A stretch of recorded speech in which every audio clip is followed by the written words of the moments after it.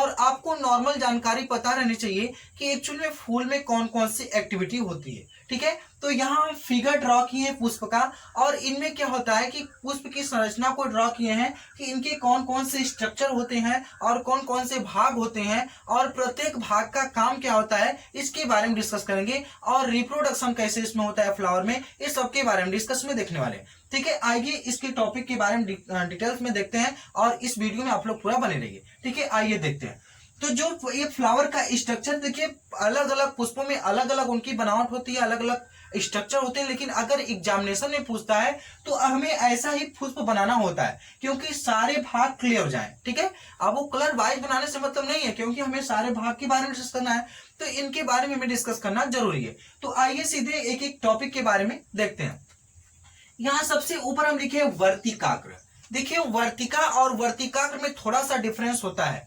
जो वर्तिका होती है एक अंडाशय से लगी लंबी नली होती है, उसे बोलते हैं वर्तिका।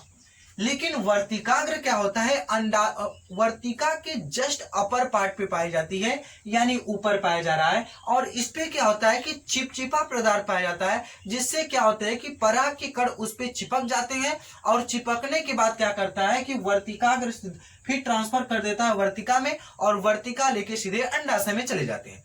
तो इनका काम होता है, वर्तिका का काम होता है क्योंकि इस पे चिपचिपा पदार्थ पाए जाते हैं और इस पे पराग के कण आके चिपक जाते हैं, और चिपकने के द्वारा ये क्या करते हैं, ट्रांसफर कर देते हैं वर्तिका को, और वर्तिका सीधे अंडाशय में ले जाते हैं। यहां तक क्लियर हो गया। फिर बात करते हैं परागकोश, जो कि परागकोश में पराग के कण का निर्माण होता है, जो कि पराग के कण पुष्प के नर युग्मक होते हैं। इसमें क्या होता है, परागकोश में पराग कण का निर्माण होता है, और यही पराग के कण जब मैच्योर होकर वर्तिकाग्र पे जा गिरते हैं और वर्तिका सीधे अंडाशय में भेजते हैं।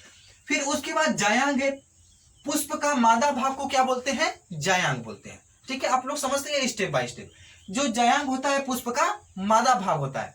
फिर उसके बाद दल होते हैं, जो कि अलग अलग पुष्पों में अलग अलग कलर के होते हैं। जो वर्तिका होती है, देखिए यहां हम प्रवेटकली बताते चलते हैं। देखिए, जो वर्तिका की बात की, यानी इसकी जो वर्तिका एक अंडाशय से एक लंबी नली संरचना है, नली पाइप को क्या बोल रहे हैं, इसको वर्तिका। लेकिन इसके ऊपर घुंडी नुमा संरचना जो दिखाई दे रही है, इसे बोल रहे हैं वर्तिकाग्र। क्या बोल रहे हैं, वर्तिकाग्र। इस पे वे पराग के कण आके लगते हैं और ये वर्तिका के माध्यम से अंडाशय में जाता है। फिर लेकिन जो बात करते हैं वर्तिकाग्र की, सॉरी दल की। अब जो ये दल होते हैं, ये अलग अलग पुष्पों में अलग अलग कलर के होते हैं, जो कि कीट पतंगों को आकर्षित करते हैं, और इसी में पाया जाता है मकरंद युक्त रस, और जिसमें मकरंद युक्त रस पाए जाएंगे वही पुष्प आकर्षित होंगे, जिनमें मकरंद युक्त रस नहीं पाए जाएंगे वो आकर्षित नहीं होंगे। तो ये जो दल होता है, इनका कोई फिक्स रोल नहीं होता है, ये पुष्प को सहारा प्रदान करते हैं, और क्या करते हैं कि इनके प्रत्येक भागों को क्या करते हैं कि कीट पतंगों को आकर्षित करेंगे, और इससे क्या होगा कि फ्लावर में रिप्रोडक्शन कंप्लीट करें, और जैसे ही फ्लावर में रिप्रोडक्शन हो जाता है वैसे ही टूट के नीचे गिर जाते हैं। ठीक है, तो ये कंडीशन होती है। तो दल आप लोगों को समझ में आ गया होगा कि दल क्या होता है। ये अलग अलग पुष्प में अलग अलग कलर के होते हैं, और पुष्प को सहारा प्रदान करते हैं, और इस पे कीट पतंग देख के आकर्षित होते हैं, हम लोग भी होते हैं। ठीक है, नेक्स्ट होता है पुंकेसर। पुंकेसर जिसपे पराग के कष लगे होते हैं, पराग के कोष, उसे बोलते हैं पुंकेसर। यह पुष्प का नर भाग होता है। ठीक है, और ये अंडाशय में क्या होता है कि बहुत सारे अंड कोशिकाएं बनती हैं, यानी बहुत सारे ओव्स का निर्माण होता है। देखिए, जो ये व्हाइट वाला पार्ट दिखाई दे रहा है, आप कभी गुड़हल के फूल के लास्ट यानी व्हाइट वाले पार्ट को निकालिएगा, देखिएगा उसमें बहुत सारे ओव्स बनेंगे। ठीक है, तो ये अंडाशय में बहुत सारे ओव्स बनते हैं, यानी अंड कोशिकाएं बनती है। जो बाह्य दल होता है, जो ग्रीन वाला पार्ट होता है, यहाँ देखिए ये ग्रीन वाला, जो ये बाह्य दल जिसको पकड़े रखता है उसे बोलते हैं बाह्य दल, जो कि ग्रीन वाला पार्ट होता है, पुष्प को बांधे रखता है। और पुष्पासन क्या होता है कि जो पुष्प पे लगे होते हैं, जहां पुष्प लगे होते हैं, जिसे पुष्प क्रम बोलते हैं, पुष्पों के लगने के क्रम को पुष्प क्रम कहते हैं, उसे पुष्पासन बोलते हैं। जो पुष्प वृंत होता है, जैसे कोई एक डंठल नुमा संरचना है, उस पर पुष्प निकला है, लगा है, उसी को वृंत बोल रहे हैं। ठीक है, क्या बोल रहे हैं, वृंत बोल रहे हैं। तो ये जो इनके बाहरी स्ट्रक्चर्स हैं, अब आशा करते हैं कि कुछ आपके दिमाग में जरूर बैठा होगा कि ये पुष्प का मतलब इतने भाग होते हैं, जैसे वर्तिकाग्र, परागकोश, वर्तिका, जायांग, दल, पुंकेसर, अंडाशय दल, सबके बारे में आप जान चुके होंगे। लेकिन पुष्प में रिप्रोडक्शन कैसे होता है, इसमें रिप्रोडक्शन दो प्रकार से होता है। एक होता है स्वपरागण, परागण, और एक होता है परपरागण। परपरागण।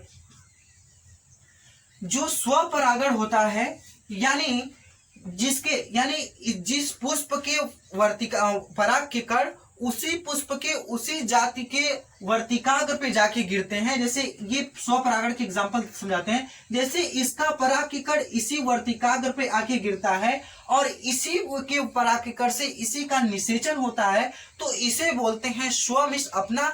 यानी ऐसे पुष्प जिसकी पराग के कण उसी जाति के उसी पुष्प के वर्तिकाग्र पे जाके गिरते हैं तथा उससे रिप्रोडक्शन की प्रक्रिया संपन्न होती है, उसे क्या बोलते हैं? स्वपरागण।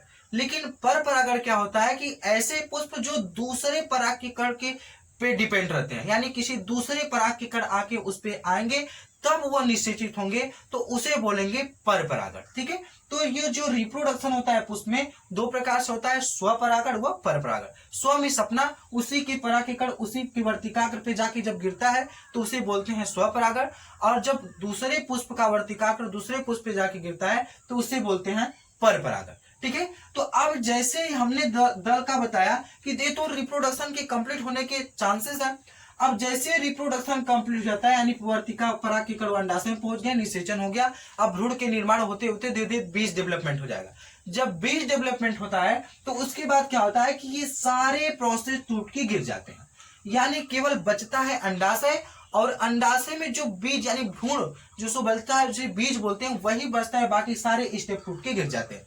केवल ये लोग इसीलिए रिस्पॉन्सिबल होते हैं, इसीलिए इनकी रिस्पॉन्सिबिलिटी बनती है, जब तक किसी पुष्प में रिप्रोडक्शन नहीं होता है तब तक ये क्या करते हैं कि अपना कार्य करते रहते हैं, और जैसे ही एक पुष्प में बीज का निर्माण होता है वैसे देखते हैं सूख के गिर जाते हैं और बीज उस पर लगा रहता है। तो ये प्रोसेस होती है। अगर एग्जामिनेशन में पूछता है पुष्प की संरचना क्या है और उनके स्ट्रक्चर यानी स्ट्रक्चर क्या है, संरचना क्या है, और उनके प्रत्येक भागों को डिफाइन करना है और रिप्रोडक्शन कैसे होना है, तो अगर पुष्प से कहीं से भी क्वेश्चन आता है तो आप सबसे पहले यही स्ट्रक्चर बनाइए और प्रत्येक टॉपिक को हेडिंग बना के लिखिए और इसको प्रत्येक के कार्य लिखिए और इनका रोल क्या होता है।